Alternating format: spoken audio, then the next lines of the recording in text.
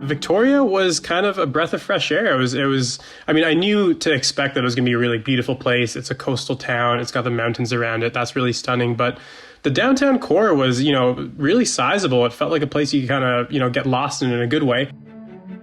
The Globe's personal finance reporter, Salmaan Farooqui, went to Victoria, British Columbia, to find out if reality backed up the numbers. There actually is a really thriving sort of hospitality scene. So there's lots of restaurants and bars and that sort of thing. There was great places to shop. One of the days I was in Victoria, I rented a bike and I just decided to get around the city and look at it that way. And I have to say, I mean, it did really blow me away. I mean, you have to remember, this was a November day, right? And it was still sunny. The weather was warm. I was biking without gloves. The infrastructure is just fantastic. I mean, there are so many separated bike lanes and these really big kind of bike paths, these rail trails that were made over old railways. If you live in one of the neighborhoods surrounding downtown, it's only really like a 5-10 minute commute on your bike to really get into your workplace if you work and live in Victoria. The Globe and Mail recently launched an ambitious project to rank the most livable cities in Canada. At the top of that list is Victoria. And according to Sal, there are good reasons for that ranking. You have the coast, you have the mountains, it's really easy to access. But the other thing is that the climate is just so good in Victoria. It's not like Vancouver where it's super rainy over there. There's this little microclimate, and I really mean microclimate. I mean, if you drive up, I think something like 30 minutes north, it's suddenly rainy again. But because of the way Victoria is shielded by the mountains, it is relatively sunny, especially compared to the whole area. And it doesn't rain a whole lot. And it has these nice mild temperatures where, people I talked to, they talked about going camping in February on a seaside camp spot, which, I mean, sounds crazy, but the campground was full the day that they did that in February. It really is a place where you can kind of enjoy the outdoors, it seems like all the time. All of this natural beauty and high quality of life isn't a secret. It's made Victoria one of the fastest growing cities in Canada. StatsCan says the population has grown by 15% in the last decade. But all that growth also has a downside. Victoria is dealing with a shortage in housing. There is so much demand to live there, and it's a relatively small space where it's confined geographically. It's not like they can expand outwards because they're confined by the ocean around them and the mountains around them. So it's not a simple question. And, there is kind of this call for greater density, for more development. In some of the statistics that we looked at, there are families still that are moving away. It's clearly a very livable place, but it seems like affordability is kind of this existential question for it, whether it can remain livable. There's a lot of factors that went into finding Canada's most livable cities. So today, we're speaking to Mahima Singh, one of the Globe's data journalists. Together with her colleague Chen Wang, she combed through mountains of data and weighed multiple factors to compile this list. Mahima is here to explain this project and why cities ranked the way they did. I'm Menaka Raman-Wilms, and this is The Decibel from the Globe and Mail.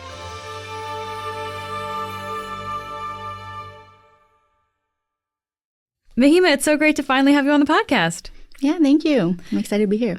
So, why did you want to develop a ranking for Canada's most livable cities? In Canada, we spend a lot of time talking about housing prices. We're talking about affordability, but we spend much less time talking about what it actually means to live in that community. We're not talking about does it have grocery stores? What is the healthcare system like? So I think our main goal was to have a more holistic approach, give a chance for our readers to think about livability in a more all-encompassing way. And that's why we have apart from, yes, we have how expensive houses are, but we also have variables in our ranking that, let's say how close you are to parks, how close are you to movie theaters, what is the schooling system like, or what does the healthcare access look like in that area. Yeah. So it's a much more wholesome way of looking at living. So as a data journalist, what does it mean to think about livability? What are you looking at here? As a data journalist, we do a lot of number crunching, and mostly what we do is just analyze data and tell stories. And most of our work is in partnerships with other reporters. It's our job to go out there and figure out if we can do the math.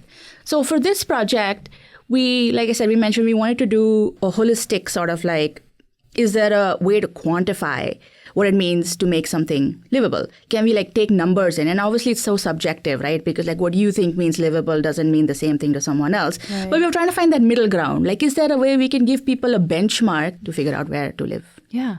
So I think, usually we don't try to get too bogged down in semantics here, but Mahima, I think it's important to get maybe a little definition out of the way here, because one of the most obvious questions I think a lot of people have is, what qualifies as a city here? Right. So let's dive into it. How did you define city? Right. So for city, we've used the Statistics Canada definition of a census subdivision. And that's what StatsCan, or Statistics Canada, defines as a municipality. So it's something that has their own like municipal government, like a governing body. And I think that is the main thing we decided to use because it's granular. We were trying to go for as inclusive as we could be. And when we looked at the list of CSDs, Canada has around 5,000 CSDs. Wow. And we were like, whoa, there's no way we can rank all this and we can do the math for it. So then we started thinking about how do we sort of like filter this list. So how did you filter it then? Yeah, we thought of population size being the main thing.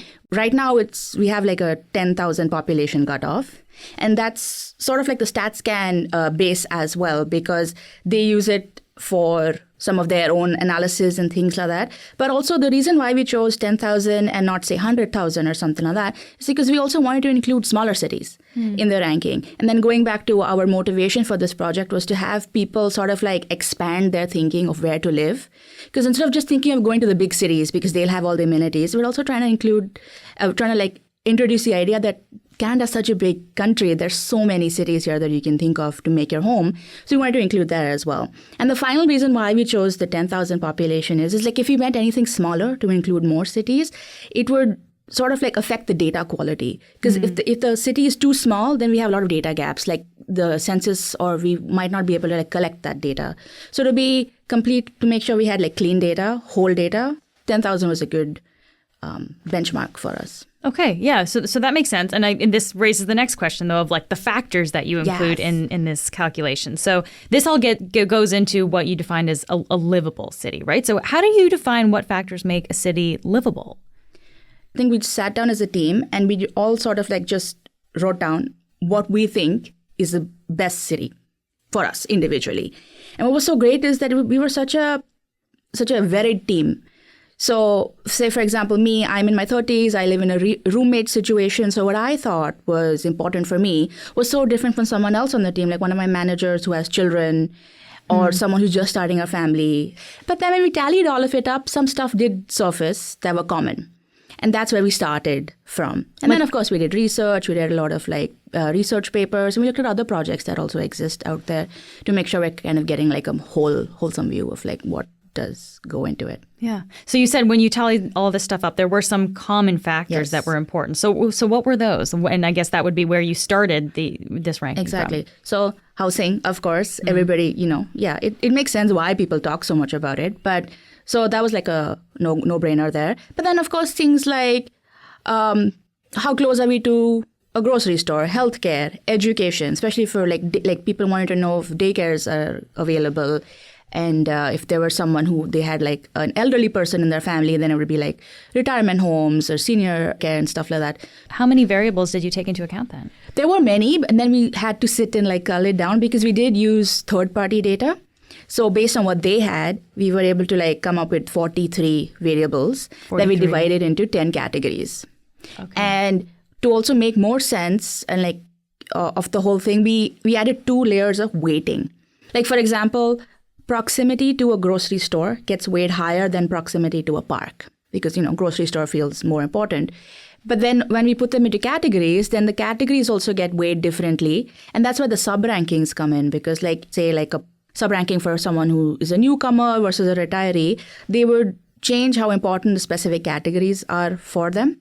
And that's where the weighting of the categories came in. Okay. So yeah, we had like 2 layers of basic weighting. So there's like kind of the main list of livable cities, but then you had all these sub-rankings. So like, top cities for newcomers or for young adults. So this is really what you're referring to here. Yes, yeah. It's based on stages of life. So if, you're raising kids or you're starting a business, you just graduated college. So we have different stages in life. Basically, anything we envision people wanting to move cities, or like why would they move? We also have something in there called midlife transition. So it's people who, let's say, empty nesters, maybe they want to like downsize, or they want to move because of health reasons. But we try to be as like encompassing of all sort of different stages in life. Okay, so interesting. So sounds like you had 10 categories. Within that, you kind of had a bunch of subcategories. So these 10 categories, we've got housing, economy, demographics, healthcare, safety, education, community, amenities, transportation, and climate. Okay, and then within those, so like, for example, within economy, I guess, or demographics, that gets broken down further then? Is that how it works? Right. So housing would be how much average shelter costs a household pays in that community, and mortgage payments, property tax, that kind of stuff. And then climate would be how many days in a year, like the temperature goes over 30 degrees. We have something called community, sort of like talking about how close-knit or how you trust people in the community. We have those kind of variables as well. Safety is about crime rates, and again, trusting the police. Yeah, there's so many variables. It makes it, it really like expansive and wholesome. Yeah. There's a lot of work here, and there's a lot of layers to what you're doing. Yeah. And you talked about, you're getting data and information from elsewhere. So I'm curious, where did you source all of this information from? Right. So we have partnered with Environics Analytics. It's this big data firm. And we get most of our data from them. But in places where we sort of find gaps, then we have had to look elsewhere. So say climate data is one of those things that we couldn't get from Environics. So then we got climate data from Environment and Climate Canada. And then rent data, which is also sort of, it exists with Environics, but it's a little nuanced there. But we wanted to be as simple as possible. So we went to the CMHC, which is the Canada Mortgage Housing Corporation. I guess any other factors that, you thought were important to look at in terms of livability, but, you couldn't actually include because you didn't have the information? Yeah, one thing, again, going back to climate, we were thinking about climate risk, but how do you quantify that?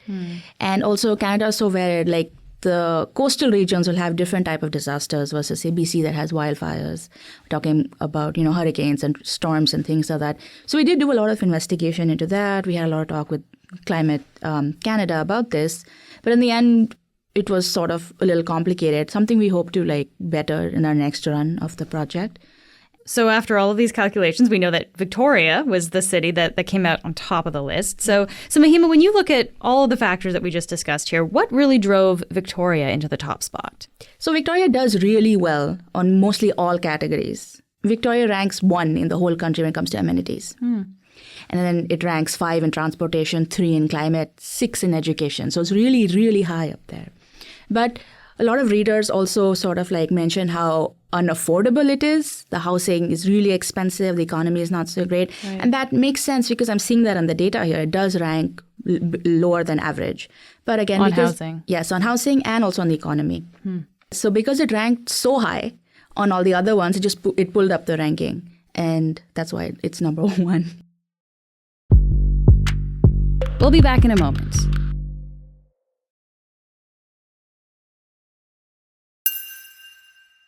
So we know Victoria took the top spot, but what about the other big Canadian cities, Mahima? Where do they rank?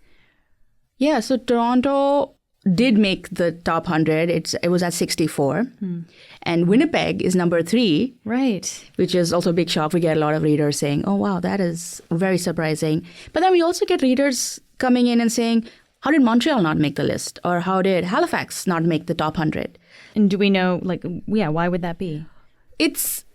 Because I would imagine a lot of people think, Montreal's a pretty great place to be. Sure. So I guess, can you explain a little bit about that? Yeah, of course. So the answer is in how we've defined what the city is, the boundaries of the city. Again, going back to the CSD, which is all the census subdivisions. So if you look at Montreal as an example, it ranks around 144 on the list, which is pretty low. But the CSD of Montreal is pretty complicated because there are other CSDs, like, say, for example, Montreal, which I think majority of people assume is a part of Montreal when they think about it. It ranks pretty high on the list. It's at 11. But the CSD of Montreal on its own is pretty low. Okay, so it's actually so like when I think of Montreal, I think of this bigger geographical area, but you're actually kind of dividing it up based on how it's segmented, Yes. and that's why. Yeah. Okay. By it has its own like municipality. Okay. Vancouver also made the list. It was 14, and Calgary was up there high. It's number 8. Wow. Yeah. So you mentioned Winnipeg as being number 3, and some people found that surprising. So tell me, what made Winnipeg rank so high? Yeah, Winnipeg ranked really high. It scored number 1 in demographics in the whole country. Really? And demographics is one of those heavyweight categories that we have. So because it was number 1 and it's a heavy-weighted category, it got really, really pushed up. And then it also scores relatively high on transportation, amenities, education. So it does average on all the categories. So that's why it's pretty high up. The only thing it doesn't do good in is climate. And climate is something that we haven't like extremely weighted. It's weighted normally. So because it does really bad in climate and it's not really heavily weighted, it sort of like still holds that high rank. And when you talk about climate, is it because it's the extremes in Winnipeg, like really cold or really hot, basically? Yes, yeah. And that's what our climate category catalogs. It's looking at the extremes. Are you extremely cold? Are you extremely wet? Or extremely hot? So yeah. And you mentioned Winnipeg ranked really high in demographics. What does that mean? Like, what does that category include? So in demographics, we look at population change. So Winnipeg is growing. A lot of people are going to the city, moving to the city. And another thing we look at is diversity. So the kind of the demographics in the area. So yeah, Winnipeg just number 1. Number 1 in Canada. Yeah. Wow. Were there any trends that you noticed, Mahima, when you're doing these rankings? Yeah, and I guess any trends that stood out to you? Yeah, some of the ones that were a little interesting to look at was just like most of BC ranks, like the top 10 are all BC in the climate category. Yeah, I did notice there were a lot of BC like high up on the list. Yeah. So BC ranks really high in climate. And also another thing that was interesting to look at was Ontario. They rank really high in healthcare. So again, top 10 all Ontario for healthcare. Interesting.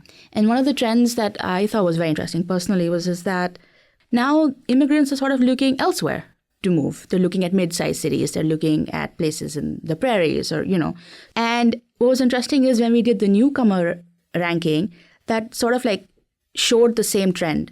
None of the like big cities ended up like there was no Toronto. There's a Vancouver, but the highest is Pitt Meadows in BC. Like that's number 1 city for newcomers. So it's sort of like, yeah, this makes sense because all the immigrants are also kind of moving away. And I guess that's kind of like when we were talking about Winnipeg ranking so high, that's probably a factor there. True. Yeah. Yeah. It's because also one of the things is, like I mentioned in the beginning, is like for the sub-rankings, so the newcomers, we give different weights to different categories, right? Because as a newcomer, you probably care more about community, you care more about demographics, more about housing and less about amenities, less about education and things like that. So because of that, these cities like come up high. So, Mahima, this project has gotten a lot of attention, a lot of comments from people online as well. Some of them can be pretty spicy, I've noticed. People are very passionate about their cities. I guess, what kind of reaction, though, have you gotten from people since all of this was published? Yeah, it's a mix. A lot of people are like, why didn't my city make the list? But some of my favorites have been, thank God the city made the list, or like, thank you so much the city has made the list, because no one's talking about these smaller cities that end up making the top 100. A mayor from a city emailed us and said he was really grateful because no one was talking about his city, and now reporters are calling him and people are doing interviews about the city. So those are some of my personal favorites. So there's a mix of people out there, Yeah, but it's getting a lot of attention. Like people are kind of paying attention to this project. Yeah, and it was one of our things also. We wanted people to start talking about livability and start questioning what it really means. So just lastly here, Mahima, I mean, this project really is a lot bigger than just a list or a ranking. It's, as you say, there's lots of sub-lists. It's also an interactive tool online, right? So can you just explain that part of it, and how could people use it if they're interested? True, yeah. So if you go online, you land on the main rankings page. That's where we rank the top 100. And also we have a little search box there where you can type in your city's name. And even if it doesn't make the 100 list, the city will show up. And we give a lot more information about that city not just the ranks. So if you click into the city, you'll get all this amazing information about, say, housing prices or like the education levels. It'll also explain like what are the top 5 industries that people have occupations in that town. It'll also talk about the languages spoken. So it's very in-depth. It's like a demographic profile of the entire city. Yeah. Another thing that's really great about this project is we have something called rank by features. Once you click on that, what that lets you do is you can pick what are the categories that you find more important to you. So say, for example, I really do not care about housing, but I care about the weather. So I can choose that weather is more important to me, housing is not, amenities is, and then it'll tailor the ranking based on what you choose. We envision this to be a multi-year project. We're trying to do this every year. We're hoping that we can see if the rankings change, and maybe 5 years down from the line, we can do a study on the rankings itself and say that Victoria changed over time, or maybe a city like that wasn't in the top 100 suddenly jumped up. So we're trying to like look at it in the more data perspective again and see if we can do sort of like an analysis of the rankings in the future. Mahima, thank you so much for taking the time to be here today. Thank you. That's it for today. I'm Menaka Raman-Wilms. Our producers are Madeline White, Cheryl Sutherland, and Rachel Levy-McLaughlin. David Crosby edits the show. Adrian Chung is our senior producer, and Angela Pacenza is our executive editor. Thanks so much for listening, and I'll talk to you tomorrow.